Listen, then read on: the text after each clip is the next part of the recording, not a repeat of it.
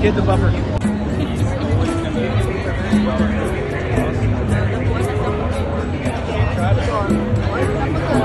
Rule number one today is don't stand up. Whatever you do.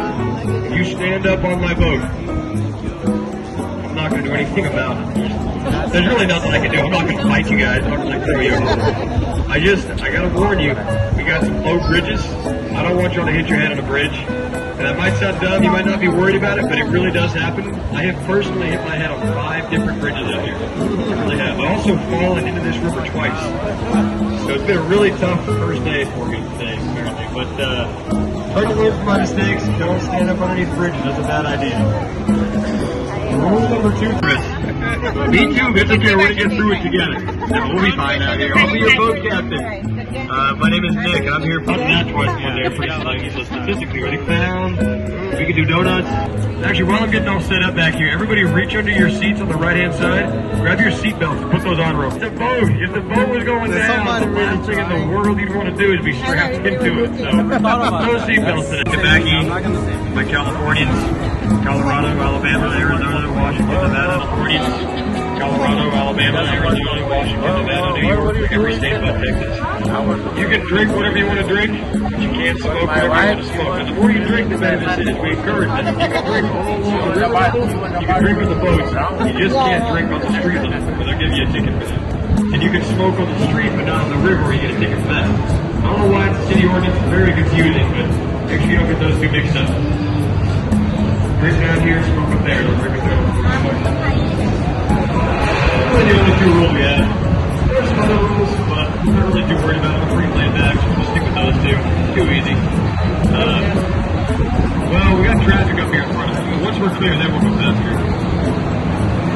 So you're going to see a lot of traffic today, much more than usual, because today, for you guys, San Antonio River, but they have a little flood control system to stop the flooding, and we'll close some of these flood 2.5 mile circles. We're going to go around about 2 miles, like close the circle, then we'll turn around, and we'll come back around 2 miles.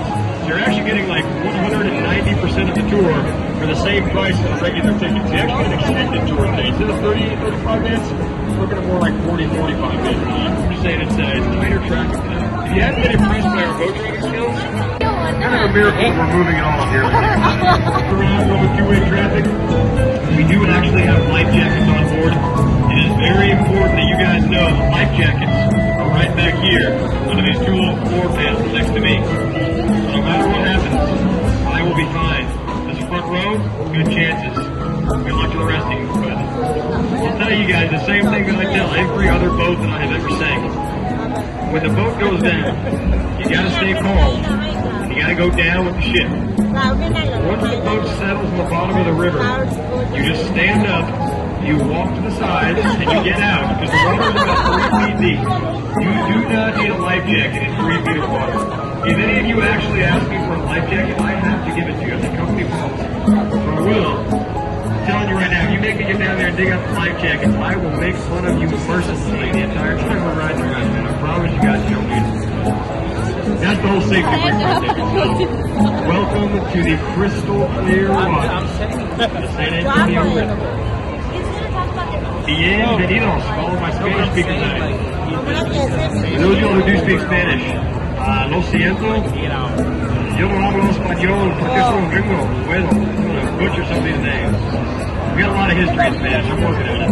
I'm a poquito like, Dos Equis. I took Spanish class students tell me about Modelo, Tecate, Corona, y propinas, porque propinas es muy importante para la cerveza. A lot of history in Spanish, a lot of Hispanic culture, a lot of really good Mexican food. And some of these restaurants make the guacamole right here at your table. That's the best guac I've ever had in my life. But we have so much history in Spanish because the river is a natural river, and the Spaniards were the first ones to really settle the area. Right, the Native Americans lived down here first, you know,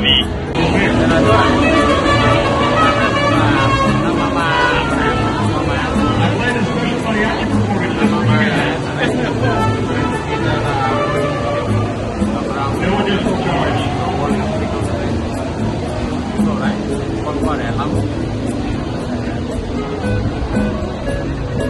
cualquier cosa para ti. VIP treatment for you guys. Alright, sorry, what was your question? Really cute, but I can't understand you. Oh, okay, yeah, so actually, good question. September 9th, 1921, we had a flood that killed over 50 people. You guys look at the street level right here? It's over the street level. You guys can imagine that, man. It was a crazy, crazy flood. This guy named Robert, tourists coming out here for the World's Fair. There weren't enough hotels to hold everybody. So there's this little ticket booth over here on the right-hand side.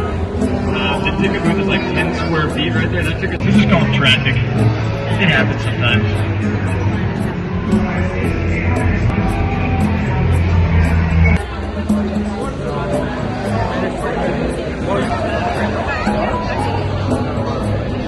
This is a dinner boat on my right-hand side. Could have been you guys for $1.99.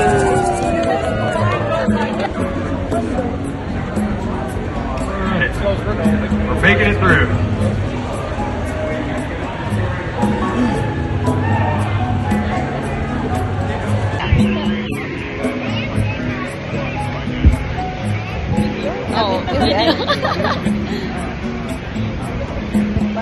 Up here in the early 1700s, it's a really cool village style shop, red irons up there. The Spaniards first got here, they kind of settled the area right here, so this is really where the city has been growing around for over the 50 years now.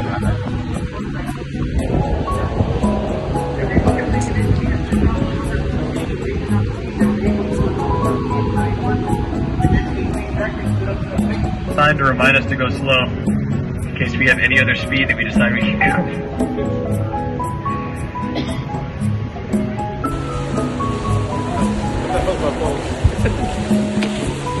If you guys are actually into the history, I really nerd out on Texas history. My favorite museum is this one ahead of us up here on the right-hand side of the river, the Briscoe Western Art Museum.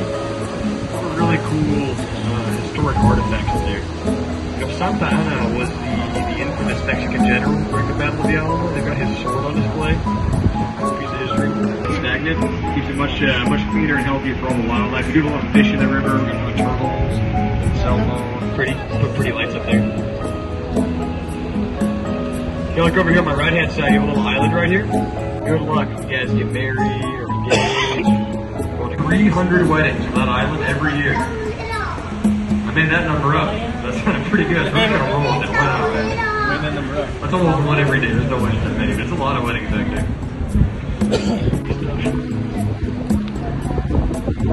Well, you know, the fifth time's the charm. So I feel like the beauty of this, too, it's only like a 5-minute walk from Marriage Island. That big pointy red building in front of us. That's Divorce Island up there. That's the Bear County Courthouse. Now, it's a little bit less lucky. More expensive, but it's worth every penny. Liberating. Oldest continuously operating courthouse in Texas. Opened it back in 1896. Probably before most of you guys are born. The cool thing about the architecture business and evil spirits. It's kind of ironic because they built that in 1929. You guys know what happened in America back in 1929?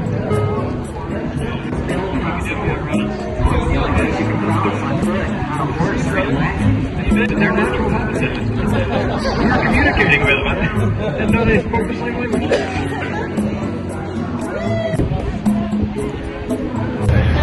Really good angle.